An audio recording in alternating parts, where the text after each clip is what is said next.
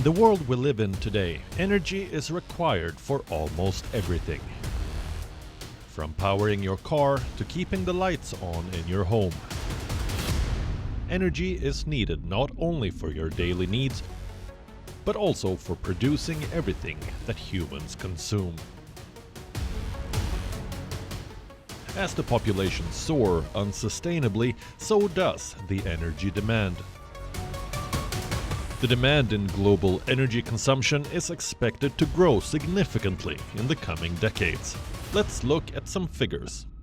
With the global population expected to increase by 2 billion in the next 2 decades, electricity generation is estimated to increase by almost 49% by the year 2040.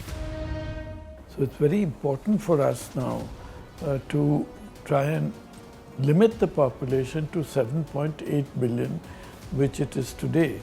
Any increase will mean greater consumption, will mean greater energy, will mean greater degradation, and all these things which are connected with it.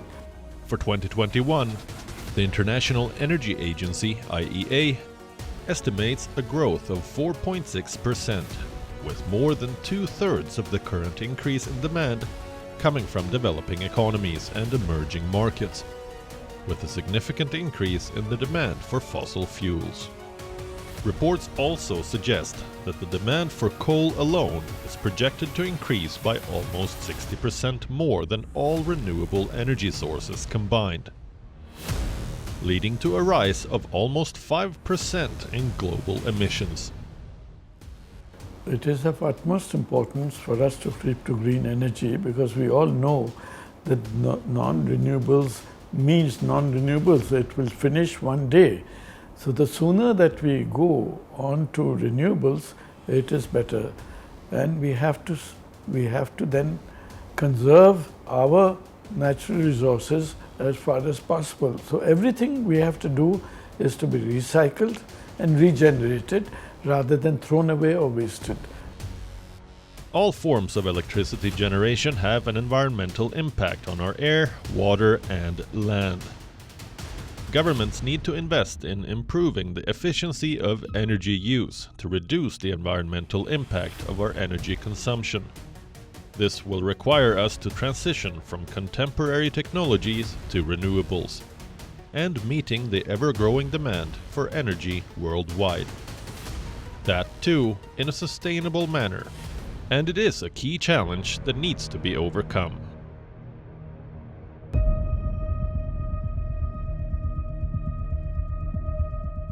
The human population has more than doubled in the last 50 years, leading to expansions in global trade, urbanization, and human consumption. Typically, developing countries have the highest population growth rates. They are also the ones who struggle the most in adopting renewable sources of energy. They often opt for fossil fuels for satiating their energy demand. Resources such as oil, natural gas, and coal will eventually deplete and will not refresh for generations to come. Oil is a resource that has taken millions of years of pressure and heat to come into existence, and a lot of the easy-to-tap oil fields that have been discovered so far have already majorly been exploited. Experts believe that we may soon hit peak oil, and that the remaining oil there is to be found will be harder to extract and more expensive. What's worse, a race to exploit the world's seabed for oil and gas is underway, and it can wreak havoc on marine life. Coal has been used for thousands of years, but it was during the Industrial Revolution and the invention of the steam engine that coal soared. Today, coal supplies more than 1/3 of global electricity generation and plays a crucial role in industries like steel and iron. Coal is extensively used in Asia as it is widely available and cheap. But this industry is also environmentally destructive.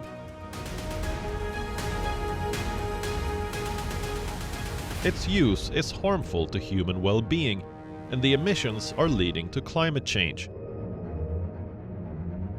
And then there is nuclear power, but it poses numerous threats to people and the environment.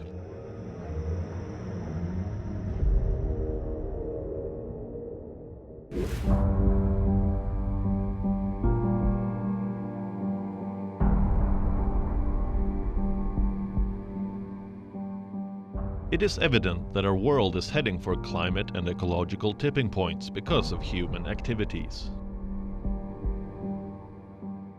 As per the International Energy Agency, IEA, around 3/4 of global greenhouse gas emissions are caused by the energy sector, adversely affecting our climate.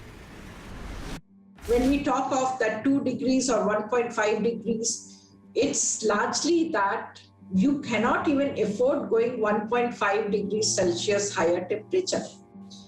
So fossil fuel burning has to be stopped. We have no other alternative if we want life to continue on this planet.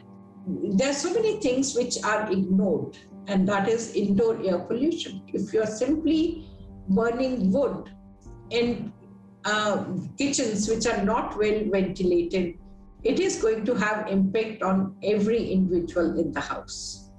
The other is that these technologies are also very energy inefficient.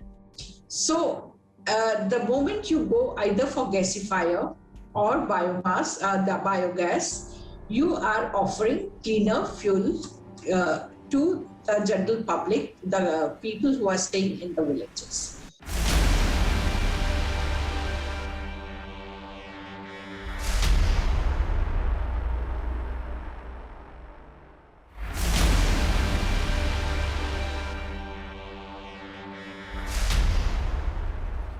The IEA also suggests that even though the number of countries pledging to achieve net zero emissions by 2050 have grown rapidly, there haven't been strong enough measures to implement the pledges, leading to a shortfall in the targets set for 2050. Considering the rapidly growing human population and our unsustainable activities, it is estimated that even if the pledges and the commitments are successfully implemented, the world could still face around 22 billion tons of global carbon emissions by 2050.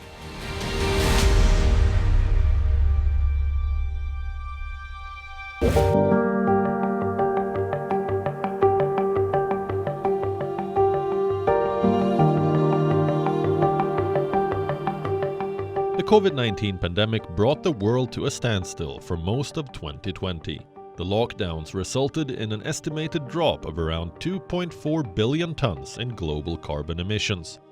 However, as per experts, the carbon emissions were set to bounce back in 2021, led by strong global demand for coal in producing electricity. As per a recent report by the International Energy Association, carbon emissions could increase by almost 5% in 2021, with the demand for coal being the key driver. Even though there is a global increase in demand for renewable energy sources, the expected rise in demand for coal will rule out the use of renewables by almost 60%. Along with the coal industry, the oil industry is yet another element causing adverse effects on our environment. India is currently dependent on coal and oil to a great extent. In fact, India is the largest net importer of coal. A lot of coal is being imported from countries like Australia. I think there is a need to transition from this towards renewables, solar and wind both. And this transition or transformation needs a lot of policy incentives, a lot of policy changes, and also requisite infrastructure, operational and feasibility details, as well as, of course, the public support. A contentious issue from the oil industry is the use of fracking. This technique, which has been in use since the 1940s, involves injecting water, sand, and other chemicals at high pressure into an oil well or natural gas well after a perforating gun has created fissures in the ground inside the shale. The solution pumped into the well opens up the cracks to increase the production from the well. The controversial part of this is that the cracks created can lead to dangerous chemicals leaking into the groundwater and affect the water table, leading to serious problems for homeowners in the areas surrounding the sites. The continuous use of non-renewable resources for energy production is not only driving them towards depletion, but also the release of greenhouse gases like carbon dioxide, methane, and many other gases. Burning the non-renewable resources is eventually leading to pollution, warming up our environment.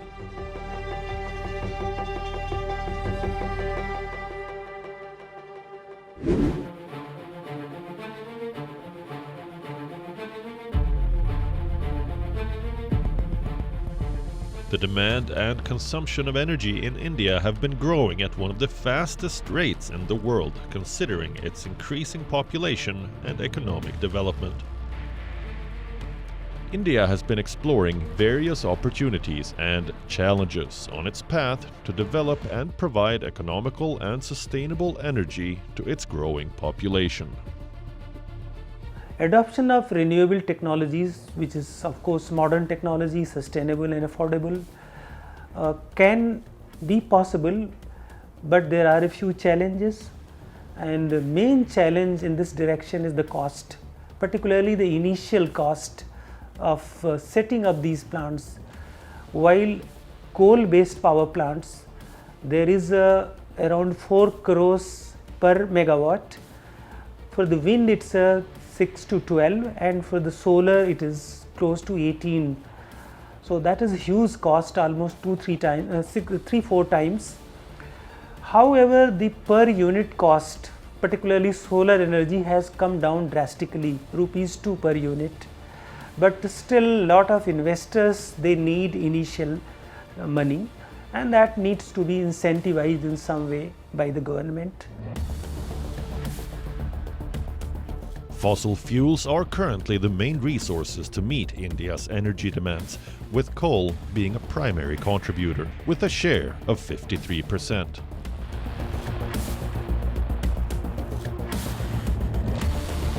However, modern renewable sources of energy, such as solar and wind power, are also gaining ground rapidly in the country. According to the International Energy Agency, India is on the edge of entering a solar power revolution, which could replace coal as its major source for producing energy. In the present scenario, solar energy is the cheapest energy available from renewable sources, which is available in abundance all over India. However, the same is available only for 9 to 11 hours in a day, and therefore other renewable energies will also has to be opted for. The wind energy is the second cheapest energy available in India. Currently, with an installed capacity of 38 gigawatts, India has the 5th largest installed solar power capacity globally, and targets to achieve about 450 gigawatts of renewable energy production by 2030, with 280 gigawatts coming from solar power. I think we are moving, and especially this transition to solar energy and the way its prices are coming down, that is going to be the main vehicle to ensure that energy is available, and our villages, the people in villages are able to grab this opportunity, and with energy excess, their development will be much faster. In 2020, India opened the world's largest solar power plant in Rajasthan's Jodhpur district. The Badla Solar Park covers 5,700 hectares of the desert with a maximum capacity of 2,245 megawatts. Currently, Rajasthan produces over 5 gigawatts of solar power per year. Rajasthan also houses the 5th largest installed wind power generation capacity in the country, with more than 4.3 gigawatts of installed wind power capacity. The potential of India's inclusion of solar energy as a renewable resource for energy production has always been great. The government of India has announced the target of renewable energy installation by the year 2022 as 175 gigawatts. Out of this, 95 gigawatt of renewable energy has already been installed by March 2021, and another 30 gigawatt is expected by end of 22. However, but with this we will be able to achieve only about 70% of the targeted capacity. This is mainly reduced due to the pandemic COVID-19 situation prevailing for more than 18 months. Today, many areas within various airports across the country harness solar power. In January 2014, Indira Gandhi International Airport in Delhi became India's first airport to get a solar power plant installed with a capacity of 2.14 megawatts. The generated electricity is used for the aeronautical ground lighting systems and supplementary buildings at the airport's airside. The capacity of 2.14 megawatts was increased to 7.84 megawatts in 2016, making the airport largely dependent on green energy. To safeguard the health of women and children of households living below the poverty line, the Indian government launched the Pradhan Mantri Ujjala Yojana on the 1st of May 2016.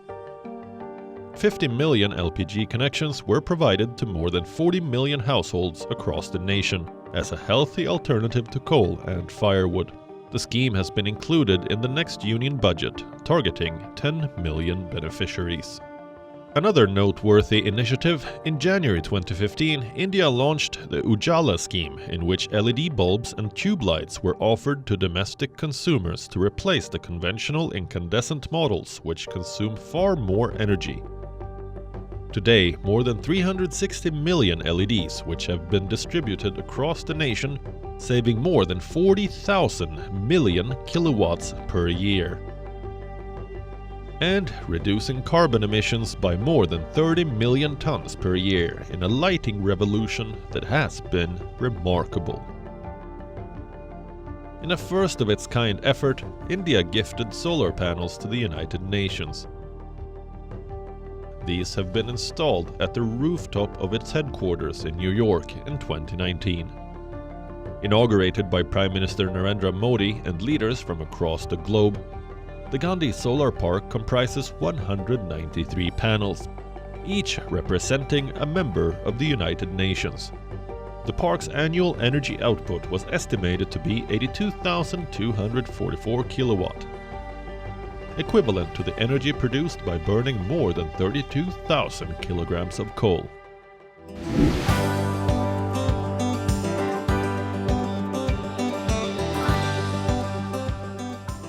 The transition to green energy has already gained momentum globally, with countries investing heavily to transit to renewable sources of energy.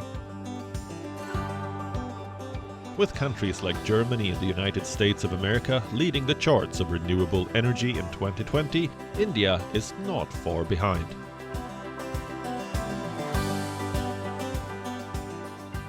A prominent example of the energy shift to renewable sources of energy is Indira Paryavaran Bhavan, located in New Delhi. Indira Paryavaran Bhavan houses the Ministry of Forest, Environment and Climate Change, and is India's first on-site net zero building. With an installed solar power capacity of 930 kilowatts peak and spread across 6,000 square meters of area, aiming to minimize energy consumption and carbon emissions. Indira Paryavaran Bhavan uses 70% less energy than conventional buildings and has been accredited with a 5-star rating. Indian Railways is among the world's largest rail networks. It transports 23 million travelers and 3 million tons of freight daily from over 7,300 stations. To cut its carbon footprint, it plans to set up 20 gigawatts of solar projects by 2030. The target is to achieve more than 33 billion units of energy via these projects. We seem to be on a very good wicket as far as achieving our target is concerned, but we mustn't let up. We must continue in the same manner as we have been continuing in the last 3 or 4 years to go towards renewable energies, especially solar and wind. Both have to go hand in hand at the same pace that it was going earlier to be able to reach our target of 40 and then ultimately to reach our target of 100% renewable energy. The Northern Railways also commissioned a total of 5 megawatt solar installation on 4 central railway stations in Delhi. Indian Railways has equipped more than 900 railway stations in the country with solar power, and another 550 stations are to be solarized with rooftop panels soon. Well, when we talk of net zero, it's something which is little difficult to achieve, but not impossible. And I'm very pleased when I look at the commitments being made by the industry leaders. Everyone wants to be net zero, but even if it is not 2030, even if you are able to reduce it by 80%, I think it's great. And 2030 may become 2040, may become 2050. But if we are moving in the right direction and we are taking even baby steps, I'll say that we are going to succeed. The fact is that population growth is driving all of our resource problems, including energy. Slowing the population growth will automatically reduce the energy demand. But there is hope. The world is witnessing a transition from non-renewable sources to renewable sources. Renewable sources like solar energy and wind power are among the fastest emerging energy sources that are being adopted at a rapid pace worldwide. Their integration is essential in decarbonizing the power sector for the population to evolve sustainably while avoiding environmental destruction and pollution. Supportive policies, increased availability, and lower costs will go a long way in popularizing renewable energy sources in the next few decades.